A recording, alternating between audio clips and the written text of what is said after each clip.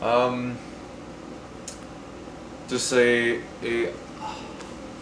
honest breakdown of the past 2 months. My lessons. Number one, gluttony. I have overconsumed. There was moments where I overconsumed food, especially food, and that led me to sickness. And I remember while I was sick, I was in my bed, and the best thing I decided to do, you see in the vlogs, I decided to take a day off and rest and not work on anything, and just really have my digestive system just reset on its own. And I've been telling myself in my mind why this happened, like what led me to fall into gluttony. And it's not about eating too much food. It was the habit of over consuming information, over consuming things that I did not need or did not require, or more than I required prior to eating at a table, right? So this reflection of mine, this mindset, I've been applying it to everything else. For example, if I fall into a problem, I try to pinpoint why, the cause of me falling into this trap, and what were the events that happened prior to me falling into this trap, and identifying that habit, and really telling myself to eliminate it by writing it down, by visualizing myself not making the same mistake again, and being able to reflect and learn from my mistakes and grow into a better individual. And a second goal, a second lesson is defining more defined goals.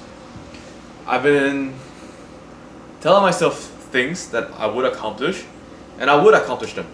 But if I told myself, what if I have a set of goal with a set of time frame, with a set of how, and a set of cadence, right? So all these four elements instead of just the goal or the what. So I have my what, when, why, and how. These four answer. It's like an SOP, or when you have a team. So for my personal growth, for my business goals, 6 months, I would do the same. I would journal it and have it up to my face every single morning. So it allows me to build some sort of urgency and understanding, okay, there's this time frame I need to respect and accomplish this set of objectives on a monthly basis, weekly basis, and daily basis.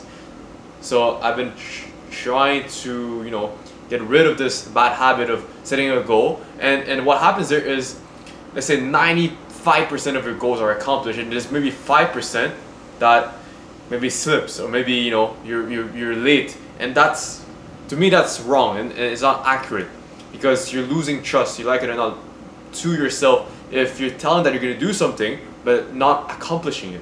And what happens there is this loss of trust compounds, and over a cycle of time you lose a part of you that, and that makes you hesitate about yourself, and that's where doubt comes in, that's where fear comes in.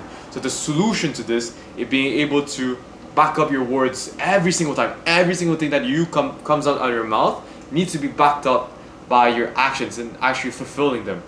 And the beauty of this, it's a double-edged sword, right? You can lose trust, but you can also win trust and take higher risks and lead to a higher sense of glory. Third was being more present with people. Being far away. Being far away to the people that I love, the friends and families, allowed me to cherish more of that time that I was spending here.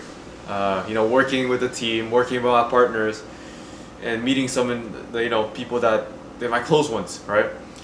And being far away from them allowed me to reflect on those moments, and I wish that it's not wish, it's like what I would have done if I was back then, and it would be a bit more present, because there's some details and some conversations that I forgot, and I wouldn't want to do the same mistake again.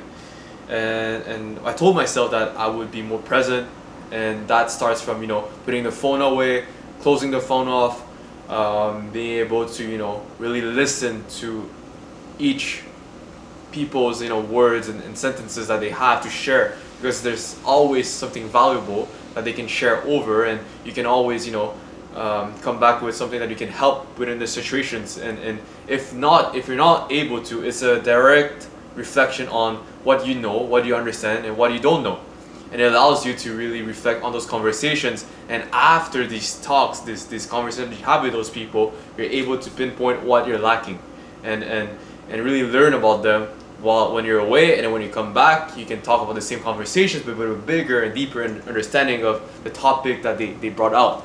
So being present in conversations and talking to people just refines your own capabilities, and it's those moments, at the end of the day, it's those moments that you cherish. It's all about love and relationships, in life.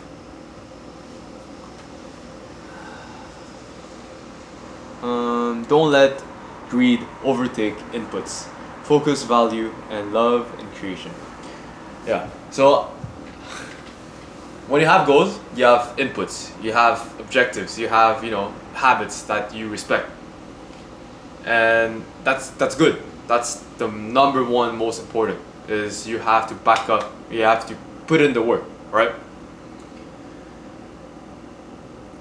You can. It's like when you go to the gym.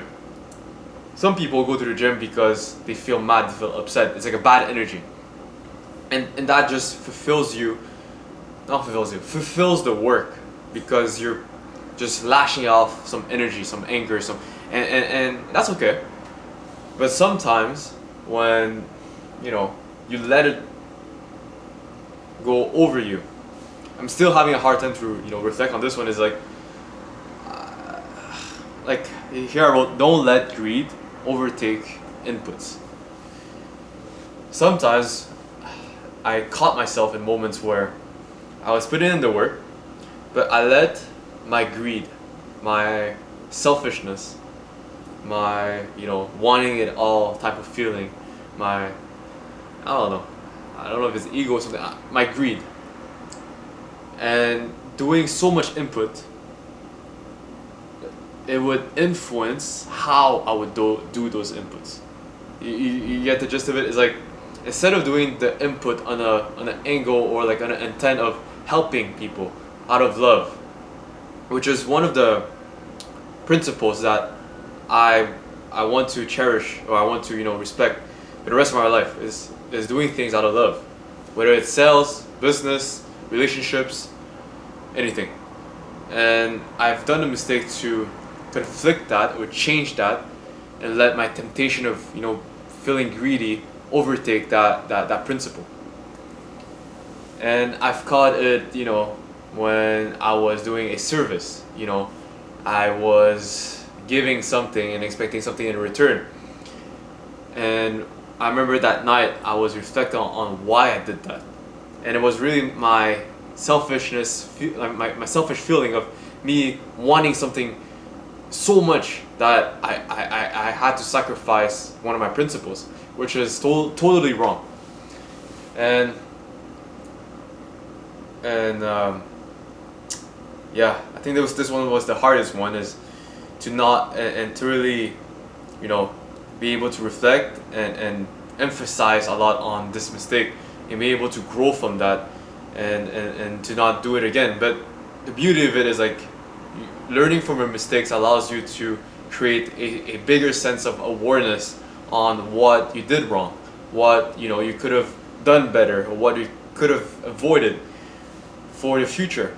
And without those L's or traps, I wouldn't be in this position that I'm in. So it's very important for you or anyone to self-reflect on a set of time frame, a set of lessons or wins.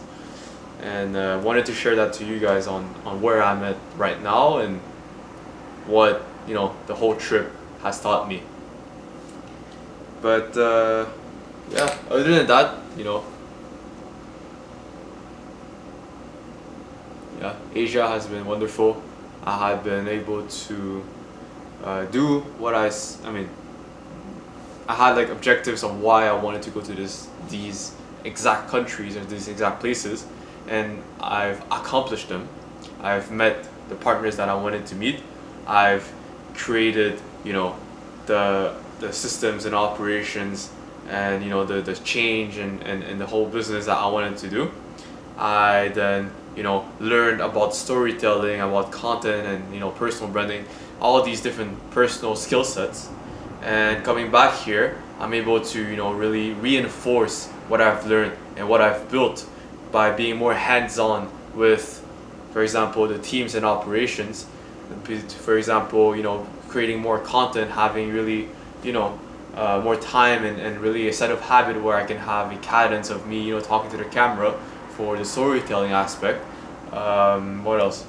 I'll be able to meet my partners, my team, and really my clients as well in person, which is what I love best about business. And you guys will be seeing that along the way for the next coming set of content. And yeah, just forever grateful of the position I'm in. And one thing that I think the biggest thing that I've learned after being in Asia is us being in a first world country. We're already in a top 3% of the entire world.